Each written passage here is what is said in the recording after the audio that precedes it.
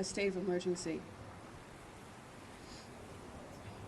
1 out of every 4 women, every 2.5 minutes. The facts are tragic, but the stories make me madder, are much sadder. Rape is urgent business, bloody business, tragic business. I asked my mother long ago, what is the one poem I should write? Write about rape, she said. It happens everywhere to everyone. It happened to my mother when she was only 18 at knife point, producing a child she did not have the legal choice to have or not have. It happened to my best friend on a couch in the middle of the day. It happened to my neighbor at 9, my girlfriend Sarah at 8, my classmate Cara Lynn at 10, all at the hands of uncles, fathers, brothers, and their friends. It happened to Jose in his own bed.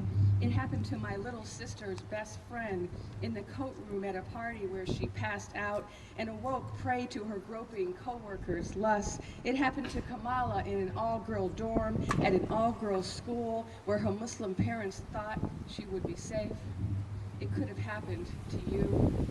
Were you wearing tight jeans, a short skirt, a low-cut blouse? No wonder you got raped. Did you let your boyfriend walk you back to your dorm room? No wonder you got raped. Did you make out with him and then say he had to go home? No wonder you got raped. Have you ever gone out on a date with a man you didn't know? No wonder you got raped. Only rapists can stop raping. Were you left alone with your brother, your stepfather, a male babysitter? No wonder you got raped. Did you talk back to a white cop? Were you kissing a girl in public? Did you go to the bar unescorted? No wonder you got raped. Only rapists are to blame. Did you stay late in the library studying for your test? Did you work a late shift at work? Did you go to a party and get high or drunk? No wonder you got raped. Only rapists can stop raping. We have to stop telling these lies to girls. Did you get lost and end up on the wrong side of town? Were you trying to live within your means and ride the bus? Did you travel to a strange new city and walk around? Were you the only woman in an elevator full of men? Are you the only girl in an all-boy band?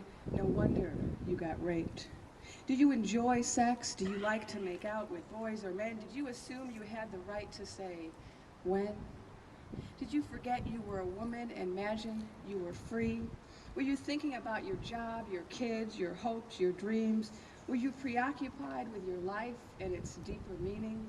Did you forget about rape for a minute, just 1 minute? Were you just trying to live your life for a minute? No wonder you got raped.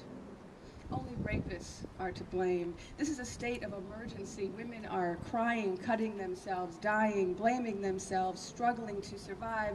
When are we going to declare this a state of emergency? We have declared wars for so much less.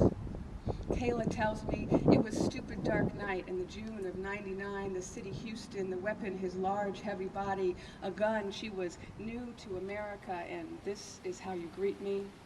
Esme tells me it was the middle of the night in August of 2004 on a base in the desert, the city Baghdad, Iraq. The weapon, her superior officer, twice her size. He thought he was in charge.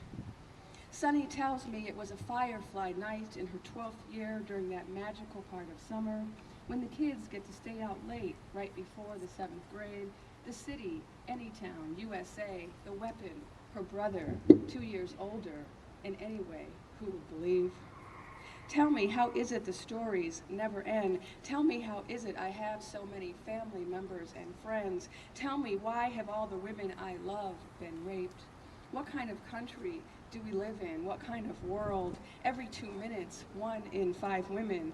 How have such crimes become so commonplace?